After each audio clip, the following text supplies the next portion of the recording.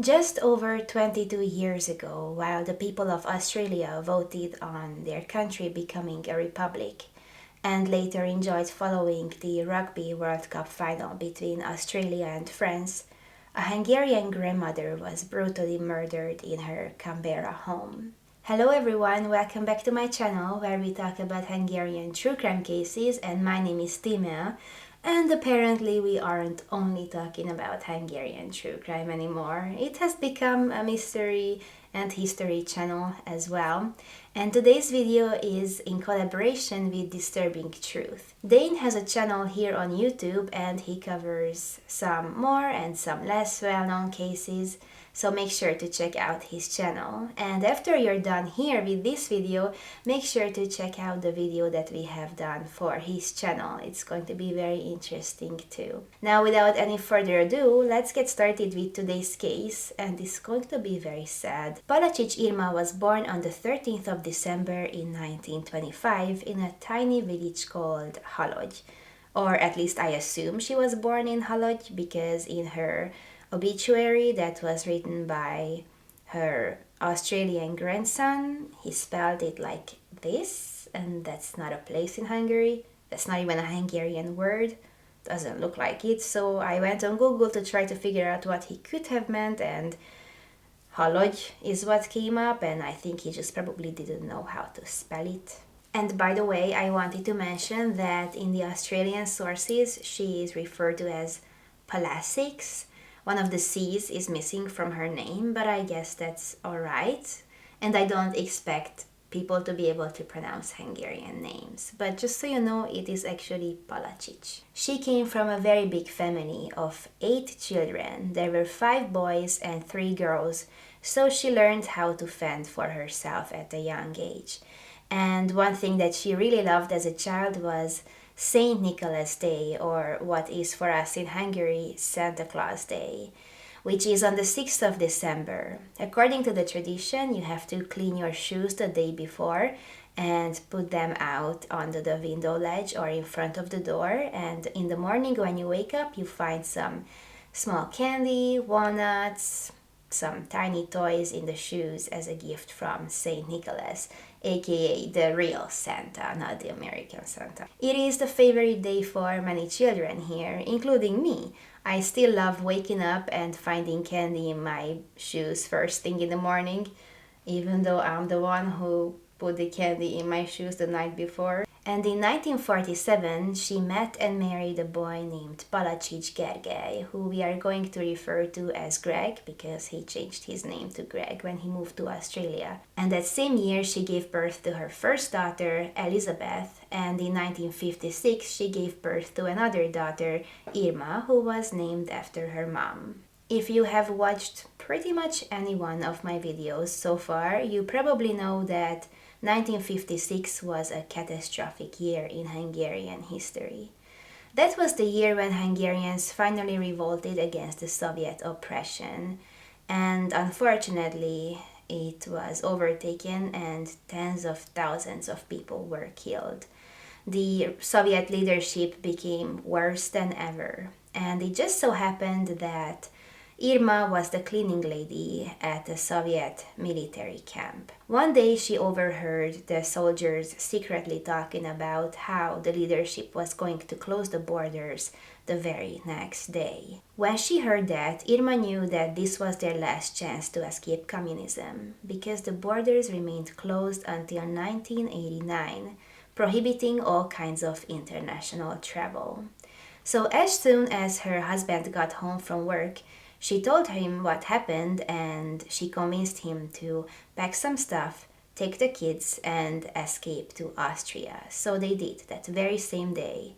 And the next morning, the borders were actually closed, so they got lucky. They moved around in a few other European countries in the beginning, but eventually they were presented with the opportunity to either move to the USA or to Australia, and they chose the latter. Now, coming from such a tiny village, they probably hadn't even heard about Australia before, but they boarded a ship and the journey took almost 2 months. And when they arrived, life was very hard in the beginning. They had little to no help to establish anything, they had to fend for themselves, and they didn't speak any English at all. The first few years was very challenging, but luckily, eventually they were able to settle in a place called Red Hill in Canberra, where they built their own home with their own bare hands. And this home was very special because, similarly to traditional Hungarian architecture, the house had an intricate basement system with multiple rooms that were used for storage. They grew old there. They lived a happy and free life for the next 50 years.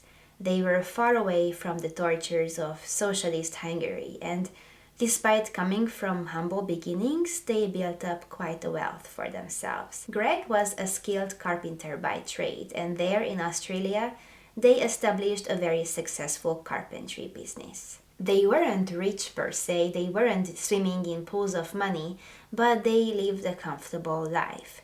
Irma had some nice jewelry, and she was very generous with her friends at the Hungarian-Australian Club. Like, she would pay her friends drinks and dinners and other similar gifts. But they weren't flashy either, and they didn't buy anything that they didn't really need or want. And Irma loved her 5 grandsons. She was such a typical grandma too, you know, the type that cooks delicious food for the kids and bakes nice cakes and takes the children to the playground and takes care of them when they are sick. She really spent all of her free time with her grandkids. But unfortunately, their life wasn't going to be so idyllic forever. Even though they went to Australia in hopes for a better future, and they had that for half a decade, things were eventually tainted by some terrible people. One day on the 29th of June 1997, Irma and Greg were away at a party at the Hungarian Club in Canberra. And while they were there, somebody broke into their home and stole $100,000 in cash, numerous items of expensive jewelry, and even several Australian $200 gold coins. And they were all taken from the basement. Now you may wonder, why did they even have these expensive things in their basement, like cash just laying around?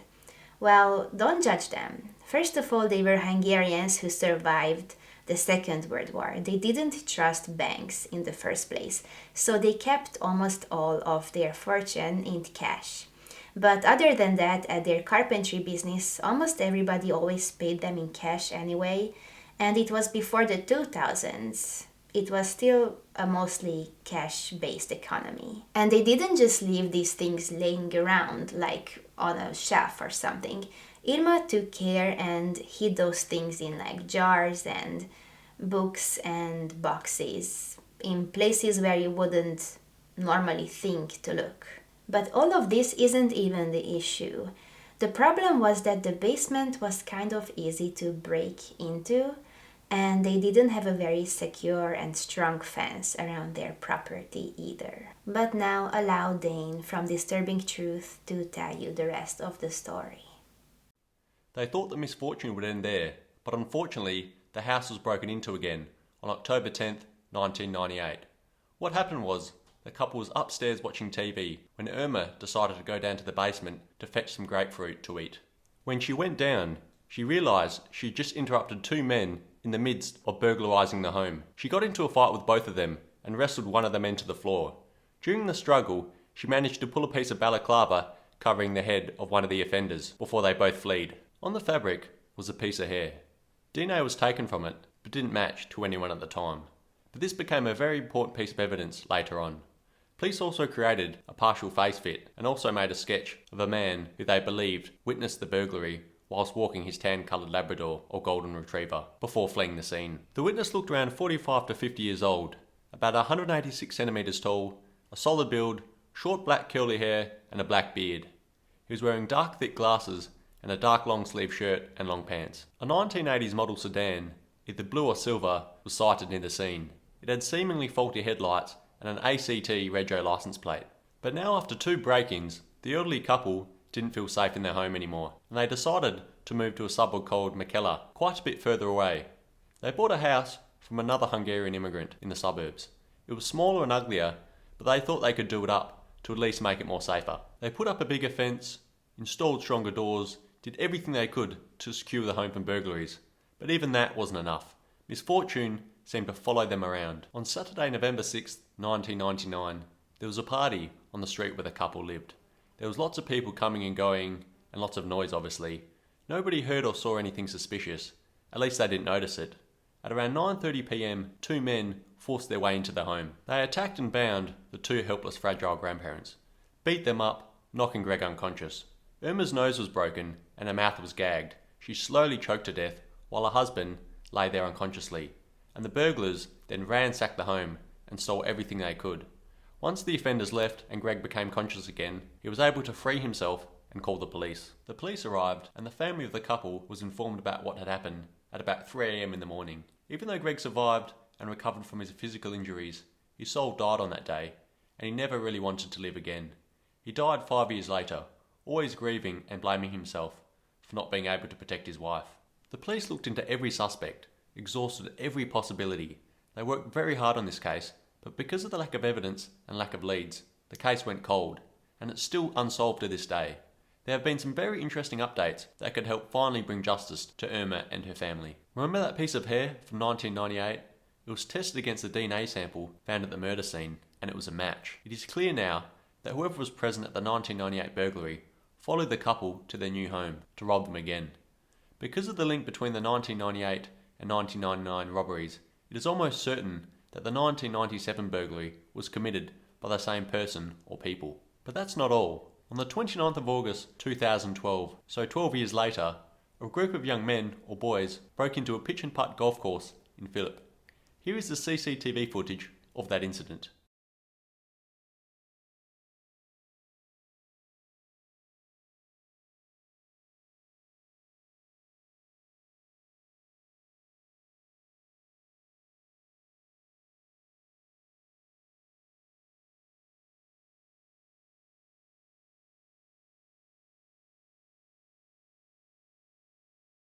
Now, while this seems unrelated to Irma's murder, there is a link. The perpetrators ran away before police arrived, but they left DNA at the scene, and this DNA was a familiar match to the piece of hair found in the 1998 break-in. The police theorise whoever broke into the pitch and putt that night was most likely the son of the person who broke into the Plastic's home on the 3 separate occasions. I guess crime does run in the family. We don't know the identity of the boy who shared the DNA with the murderer, but it could have been someone coming from an 18th birthday party at the Australian Slovenian club. Finally, the most recent update in the case was made on the 6th of November 2014, on the 15th anniversary of the murder. The police released an image of a Reebok brand sneaker that they believe was worn by one of the men who attacked Irma in the home on the night she was murdered. So all in all, we have a shoe, the DNA of the murderer, as well as the familial DNA match, a partial face fit, a witness who is not coming forward, and possibly even a car. Can the secret be kept forever? Somebody knows what's happened, and nobody has come forward despite the $500,000 reward, and Irma's murder remains unsolved. So here is what I want you to do. In case you know anything or you think someone that you know does, maybe if you are part of the Hungarian-Australian club, maybe even the Slovenian-Australian club, or if you just live in the general area, you can call Crime Stoppers at 1-800-333-000. If you want to know more about Irma's story, a TV show called 60 Minutes on 9 Now has released 2 episodes on this case. So if it is available in your area, make sure to check it out. I think that the registration to 9 Now is actually free, but it's only available to Australians. You can also read the first-hand experience of Irma's grandson, John Mikita, and he also went on a podcast called Australian True Crime. Everything is going to be linked down below. But thank you very much for watching this video and taking your time to listen to Irma's story. I hope that together we may contribute to bringing her justice. Also, don't forget to check out the other video that we collaborated on with Disturbing Truth over at his channel. Don't forget to like, subscribe, maybe leave a comment if you like, and I see you next time. Bye!